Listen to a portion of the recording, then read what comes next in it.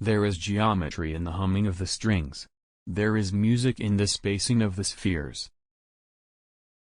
As long as man continues to be the ruthless destroyer of lower living beings, he will never know health or peace. For as long as men massacre animals, they will kill each other. Indeed, he who sows the seed of murder and pain cannot reap joy and love. If there be light, then there is darkness; if cold, heat; if height, depth; if solid, fluid; if hard, soft; if rough, smooth; if calm, tempest; if prosperity, adversity; if life, death. No one is free who has not obtained the empire of himself. No man is free who cannot command himself. The oldest, shortest words, yes and no, are those which require the most thought. Let no one persuade you by word or deed to do or say whatever is not best for you. Most men and women, by birth or nature, lack the means to advance in wealth or power, but all have the ability to advance in knowledge. We ought so to behave to one another as to avoid making enemies of our friends, and at the same time to make friends of our enemies. Choose always the way that seems the best, however rough it may be; custom will soon render it easy and agreeable.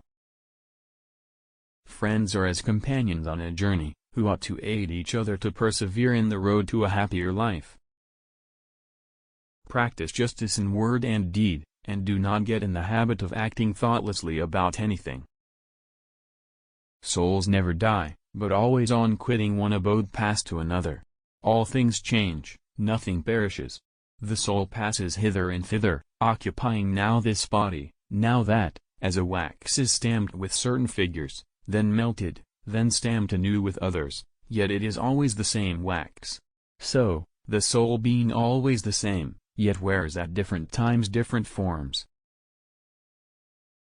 Allow not sleep to close your eyes before 3 times reflecting on your actions of the day. What deeds done well, what not, what left undone. Thought is an idea in transit, which when once released, never can be lured back, nor the spoken word recalled, nor ever can the overt act be erased.